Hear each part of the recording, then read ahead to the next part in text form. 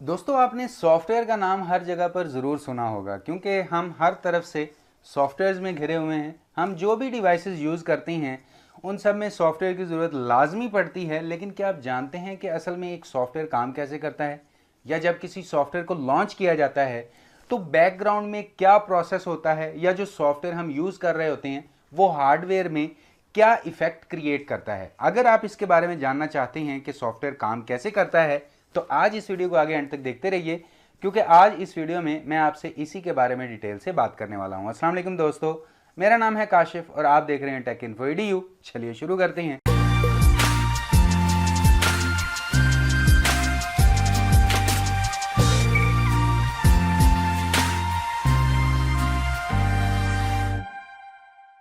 दोस्तों कोई भी सॉफ्टवेयर है वो बहुत सारी इंस्ट्रक्शंस का मजमुआ होता है। मतलब कि उस सॉफ्टवेयर में बहुत सारी इंस्ट्रक्शंस होती हैं और उन्हीं इंस्ट्रक्शंस के अकॉर्डिंग वो सॉफ्टवेयर काम कर रहा होता है।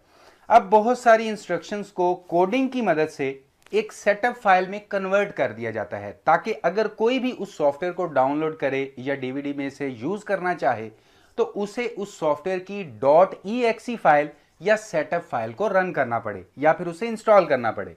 अब इंस्टॉल होने के बाद उस सॉफ्टवेयर की जितनी भी सपोर्टिंग फाइल्स होती हैं या कोडिंग फाइल्स होती हैं वो हमारे कंप्यूटर की हार्ड डिस्क की सी ड्राइव में जाती हैं। अब मिसाल के तौर पर आपने कंप्यूटर में फायरफॉक्स ब्राउज़र या किसी और ब्राउज़र को इंस्टॉल किया तो यहाँ पर होगा ये कि फायरफॉक्स ब्राउज़र की जितनी भी सपोर्टिंग फाइल्स हैं वो कंप्यूटर की सी ड्राइव में स्टोर हो जाएंगी।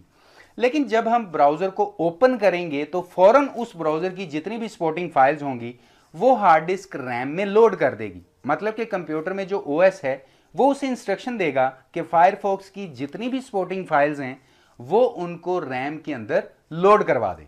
उसके बाद रैम में से वो फाइल प्रोसेसिंग के लिए प्रोसेसर के पास पहुंचेंगी और जैसे ही प्रोसेसिंग कंप्लीट हो जाएगी फायरफॉक्स ओपन हो जाएगा और उसके बाद हम ब्राउज़र में जो भी काम कर रहे होंगे वो प्रोसेस होता रहेगा और प्रोसेसर से रैम तक पहुंचता रहेगा। और ये कम्युनिकेशन तब तक चलता रहेगा जब तक हम उस ब्राउज़र को यूज़ करते रहेंगे। लेकिन यहाँ पर आपके माइंड में शायद ये सवाल आया हो कि हम यहाँ पर रैम को क्यों यूज़ करते हैं। तो दोस्तों रैम की स्पीड बहुत फास्ट होती है हमारी हार्ड डिस्क के मुकाबले में। अब अगर फ़र्ज़ करें कि हम रैम को यहाँ पर यूज़ नहीं करते, हार्ड डिस्क से ही ब्राउज़र की सपोर्टिंग फाइल्स प्रोसेसर तक पहुँच रही हैं, तो यहाँ पर होगा ये कि हार्ड डिस्क की स्पीड प्रोसेसर के मुकाबले बहुत ज़्यादा स्लो होती है, जिससे हार्ड डिस्क से डाटा प्रोसेसर तक और प्रोसेसर से डाटा हार्ड डिस्क तक पहुँचने में काफ़ी टाइम लगेगा और परफॉर्मेंस बहुत स्लो हो जाएगी।